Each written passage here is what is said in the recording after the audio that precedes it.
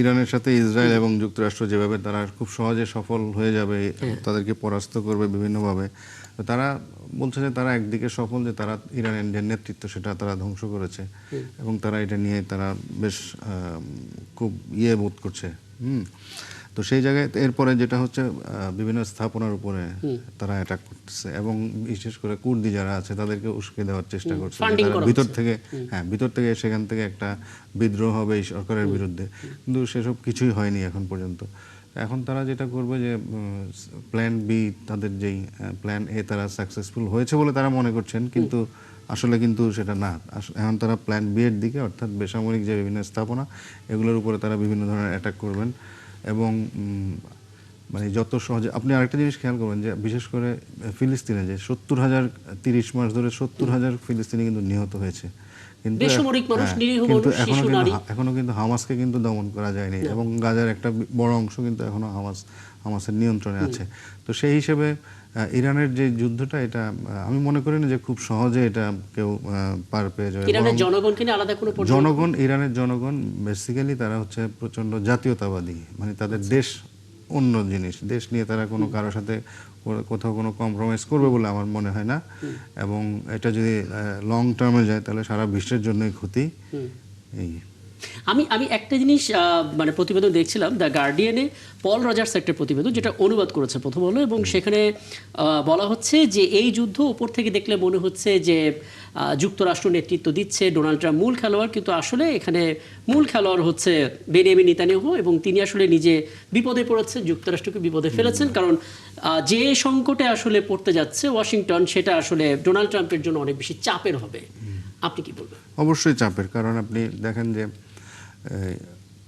Israel আমেরিকাকে এখানে involve করে ফেলেছে, করার পরে কি করলো, ইরান কি করলো, মিডল ইস্টে যেসব জায়গায় আমেরিকার যে ঘাঁটিগুলো আছে সেগুলোতে তারা অ্যাটাক করলো, অ্যাটাক করে তাদের সেখানে যেই শক্তি সেটা তারা দুর্বল করে দিল।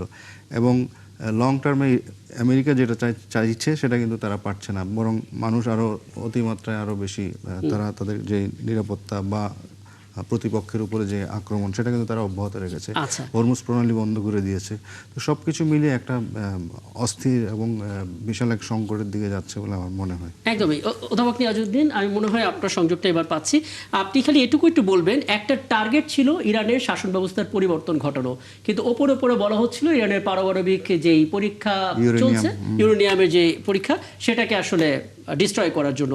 কিন্তু এখন যেটা দাঁড়াচ্ছে, প্ল্যান বির দিকে তাদেরকে হাঁটতে হচ্ছে, দ্য গার্ডিয়ানের রিপোর্ট। আপনি আসলে কি বলবেন? আমরা স্পষ্টতই দেখতে পাচ্ছি যে এইবারের যুদ্ধ শুরুর আগেও ইরানের অভ্যন্তরীণ আন্দোলনের মধ্যে দিয়ে মার্কিন যুক্তরাষ্ট্র সরাসরি সে ব্যাপারে প্রকাশ্য সমর্থন দিয়ে অভ্যুত্থান ঘটানোর চেষ্টা তারা করেছিল ভেতরে জনগণকে দিয়ে। এবং এই জায়গায় ভেতরে কিন্তু তাদের নানান রকম রাজনৈতিক টানাপোড়েন আছে, এটা আমরা জানি, এবং আন্দোলনের দমন পীড়ন হয়েছে। কিন্তু তারা যেটা ভেবেছিল যে এখানে আয়াতুল্লাহ খোমেনিকে বা প্রধান নেতাদেরকে মেরে ফেললে বাকির কাজ অভ্যন্তরীণ ভাবে হয়ে যাবে, সে আশা যে ঘুরে বেরিয়ে হয়েছে, সেটা যে কাজ হয়নি সেটা তারা ইতিমধ্যে দেখেছে। এখানে তারা আসলে ইরানের যে আদর্শিক অবস্থান এবং তাদের যে জাতীয়তাবাদী চেতনা এবং তাদের যে সামগ্রিক অবস্থান, তারা গত কয়েক দশক ধরে ইরানকে ফেস করছে, কিন্তু তারা এখানে তারা আন্ডারএস্টিমেট করেছে এবং তাদের প্ল্যান পুরোটাই ব্যর্থ হয়েছে। আরেকটা মতামত একটু দেবেন, মানে আমরা গেল 8 তারিখে ফক্স নিউজে মার্কিন একজন সিনেটরের বেফাস মন্তব্য করতে দেখেছি। ওনার নাম হচ্ছে লিন্ডসে গ্রাহাম, এবং বলা হয় মধ্যপ্রাচ্যে যুদ্ধ জিইয়ে রাখার ক্ষেত্রে তিনি একটা বড় মাস্টার মাইন্ড হিসেবে কাজ করেন। তিনি বলছিলেন যে আসলে ভেনেজুয়েলা এবং ইরানে যেহেতু বিশ্বের 31% তেল থাকে, কাজেই ইরানের এই যুদ্ধটা মার্কিনদের জন্য একটা বড় বিনিয়োগ। যদি আমরা ইরানকে পরাস্ত করতে পারি তাহলে তেলের মালিকানার একটা অংশীদার আমরা হব এবং আমরা অনেক অর্থ উপার্জন করব। সেই লক্ষ্যেও তো বোধহয় পিছিয়ে পড়লো। এটা তো পরিষ্কার যে মধ্যপ্রাচ্যের দেশগুলোতে এই যে প্রত্যেকটা দেশের রাজনীতির সাথে এই যে তেল বাণিজ্য বিষয়টা ওতপ্রোতভাবে জড়িত। আর আমরা এই যে আপনি যেটা বললেন, ভেনেজুয়েলার রাষ্ট্রপতিকে উঠিয়ে নেওয়ার পর তার যে তেলের বাজারে তার যে অ্যাক্সেসটা, সেটা মার্কিন যুক্তরাষ্ট্র সেটা নিয়ন্ত্রণ নিয়েছে। এবং ইরানের ক্ষেত্রে এটা যদি তারা করতে পারে তাদের জন্য তো অনেক বড়। আপনি সম্ভাবনা দেখছেন যুদ্ধের যে পরিস্থিতি তাতে?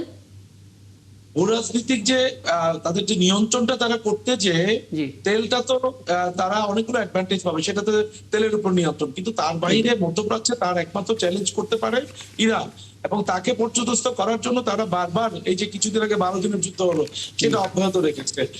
আপনি যে শেষ প্রশ্নটা করলেন যে কি সফলতার বিষয়ে, জি জি এটা তো আসলে এমন একটা যুদ্ধ, এটা কোনোভাবে মার্কিন যুক্তরাষ্ট্র সফলতার মধ্যে দিয়ে বেরিয়ে আসার সুযোগ নেই।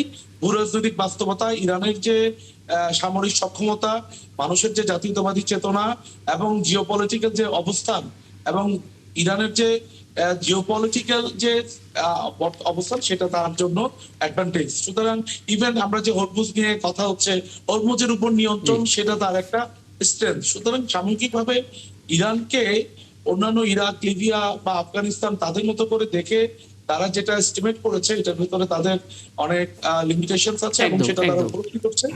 সেজন্য তাদের আসলে দ্রুত অনেক সফলতা ধন্যবাদ, পাওয়া। অনেক ধন্যবাদ আপনার মতামতের জন্য। ছোট করে আমি যে একটা তথ্য দিই, সেটা হচ্ছে 1797 সালে আচ্ছা জেরুজালেমে তখন যে বিশ্বের বড় বড় রাবি যারা, তারা একটা বৈঠক করেছিলেন।